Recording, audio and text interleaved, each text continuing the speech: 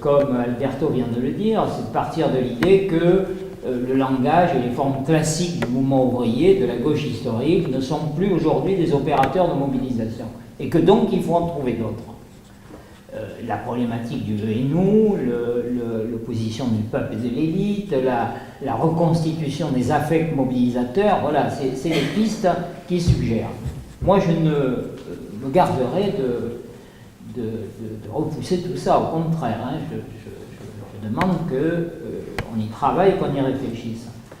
Moi, ce que je mets simplement en discussion, c'est la manière de raccorder cette recherche au concept de totalitarisme.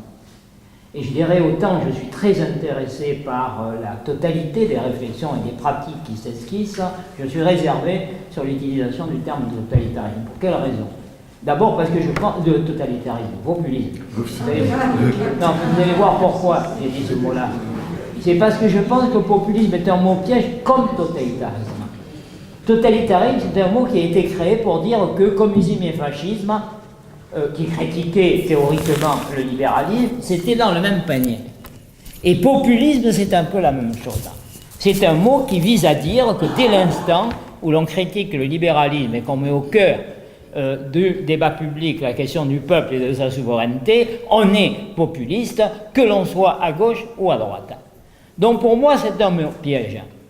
Mais si c'est un mot piège, je pense qu'il faut s'en méfier et qu'il ne suffit pas d'accoler le concept de gauche au concept de populisme pour qu'on s'en sorte. Et je vais dire pourquoi.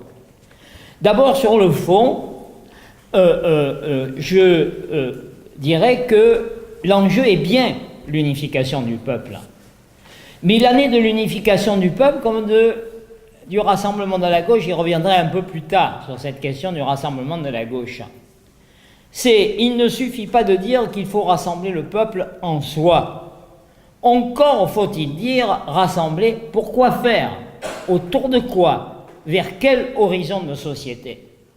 C'est vrai que nous sommes dans des sociétés qui sont des sociétés de lutte de classe, donc comme le dit par exemple Chantal Mouffe, des sociétés agonistiques, dans lesquelles il n'y a pas de consensus, et il faut sortir des idéologies du consensus. D'accord, ok. Simplement, le problème, c'est dans ces sociétés où il n'y a pas de consensus, évidemment, que le point de départ de la lutte, c'est le refus, c'est le non, c'est le contre.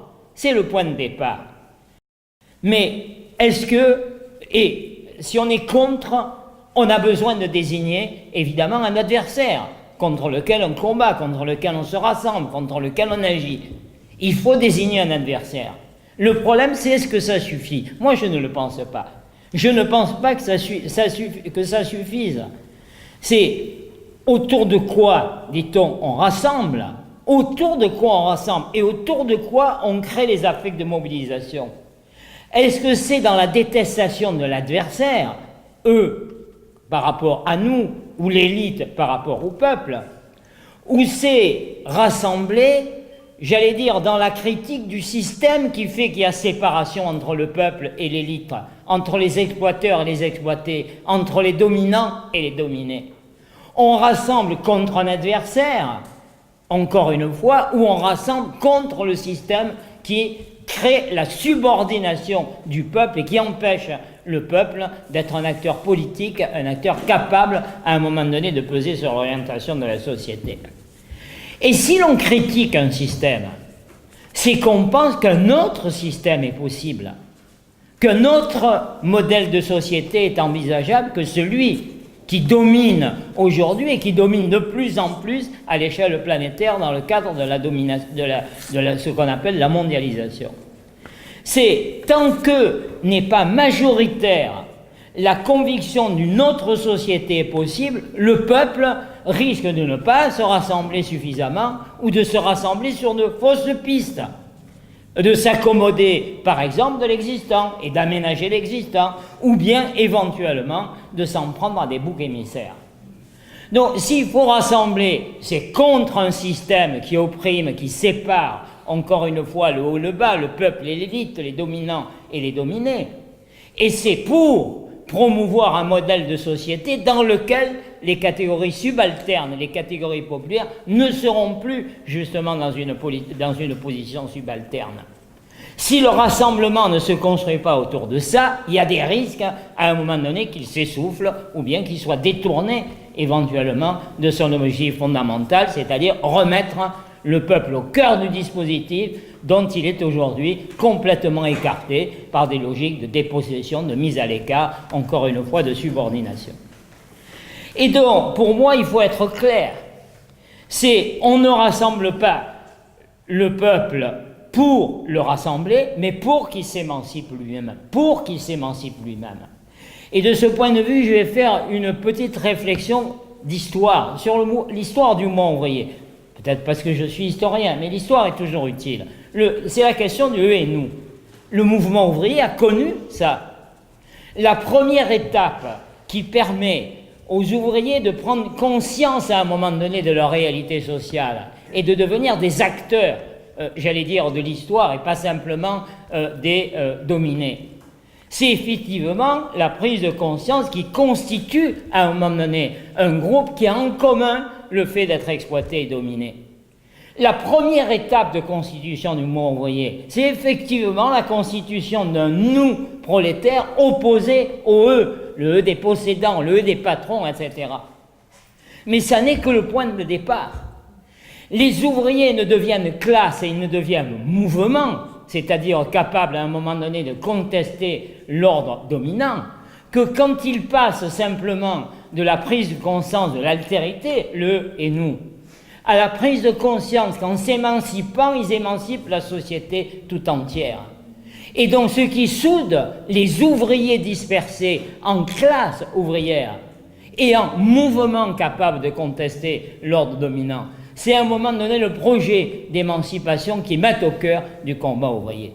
C'est cela qui fait à un moment donné que des catégories populaires dispersées deviennent à un moment donné une classe, et une classe n'est pas simplement une catégorie sociale, c'est un groupe conscient de sa place dans la société et de la place, du rôle qu'il peut jouer dans l'émancipation de la société tout entière. C'est donc au fond quand, partant du eux, les ouvriers en arrivent à la société tout entière, c'est-à-dire aux tous, et pas simplement aux nous, qu'ils deviennent véritablement classe, mouvement, et qu'ils sont capables, à un moment donné, de peser sur l'orientation de la société. Au fond, pour le dire rapidement, moi j'ai un peu l'impression que l'avantage de la notion de populisme, comme l'a remarquablement présenté Albert tout à l'heure, c'est de mettre l'accent sur le mouvement. Ce qui importe, c'est de mettre en mouvement. Et il met l'accent sur ce qui crée le mouvement. Et ce qui crée le mouvement, ce n'est pas de la pensée froide, c'est effectivement des affects mobilisateurs. Ça, j'allais dire, c'est le grand intérêt de cette manière de penser la reconstruction politique. L'inconvénient, c'est de mettre un peu, de séparer cette mise en mouvement, j'allais presque dire, des contenus émancipateurs qui doivent être au cœur du rassemblement des dominés, au cœur du rassemblement des subalternes. Et au fond, si on y réfléchit, là encore à l'expérience du mouvement ouvrier, quand le mouvement ouvrier se constitue, quand se constituent des partis à l'intérieur du mouvement ouvrier, quand ils choisissent une dénomination, ils ne choisissent pas comme dénomination ouvrier, prolétaire ou même populaire. Ce qu'ils choisissent, c'est socialisme, c'est communisme. C'est-à-dire que ce qu'ils mettent au cœur de leur construction politique et de leur rassemblement, ça n'est pas, j'allais dire simplement, leur déterminant sociologique, c'est le projet, encore une fois, qui fait que, je le redis, en s'émancipant, la classe ouvrière émancipe